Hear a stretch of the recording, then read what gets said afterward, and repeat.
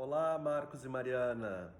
Então, estamos construindo esse vídeo para passar a atividade de vocês, certo?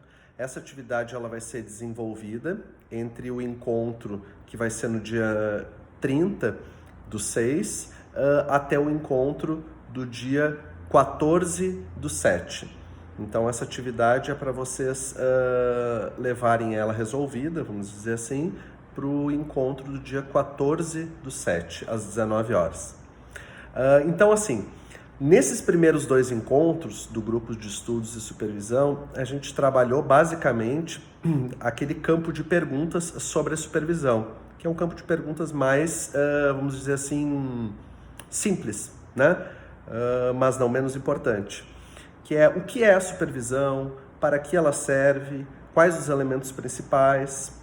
E aí nós trabalhamos essa questão nestes dois primeiros encontros e chegamos a algumas sínteses, que vocês inclusive colocaram lá na nossa turma do Google Classroom, né?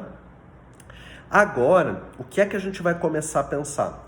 Passar dessa etapa de a gente entender que a supervisão é um espaço onde a gente vai ampliar e qualificar a nossa prática clínica, entendendo que a prática clínica não se limita ao consultório, né?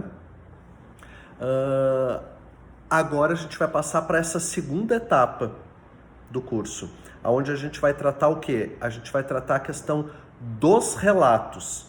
Então, nós temos uma prática clínica e, segundo o Código de Ética do profissional da psicologia, nós temos que ter relatos dos nossos atendimentos, certo? Até por conta, acho que é importante trazer essa questão do Código de Ética, né? E das resoluções do Conselho, que dizem que a gente precisa ter um relato, mas não é à toa que eles dizem isso. Então, assim, a gente não faz o relato porque o Conselho manda, né? A gente faz o relato porque é a partir do relato que a gente, de alguma forma, acompanha a evolução, né, das situações clínicas, certo? A gente consegue avaliar, a gente consegue refletir, certo? Então agora a gente vai tratar nesses dois próximos encontros sobre o relato da prática clínica em psicologia. E aí quais são as questões que eu quero que vocês pesquisem, tá? Da mesma forma como a gente combinou nos encontros anteriores. Vocês vão pesquisar em artigos científicos, em livros, em normativas do conselho, em documentos públicos em geral, né? Em fontes confiáveis. Quais são as perguntas?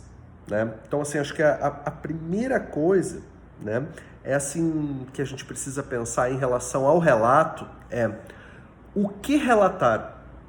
O que é que a gente relata dessa nossa prática clínica? O que é importante a gente relatar sobre essa nossa prática clínica, né? Acho que isso é uma primeira questão, assim, né?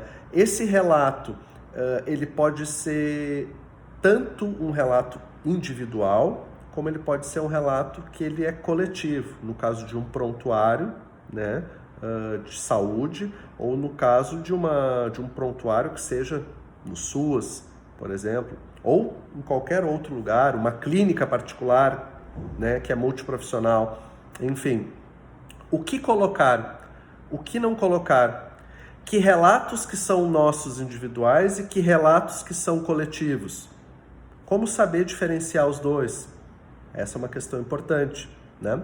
Outra questão importante é, para que servem os relatos? A gente usa para que os relatos?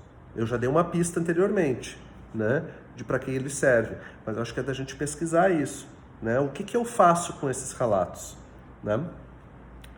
E por último, a gente pensar assim, quais são os cuidados que a gente precisa ter com esses relatos, né? Então, os cuidados para guardar eles, por exemplo, quando a gente vai guardar no consultório, pode ser de um jeito. Quando a gente vai guardar eles numa unidade básica de saúde, pode ser de outro jeito. Quando a gente vai guardar eles num CRAS, pode ser de outro jeito ainda, né?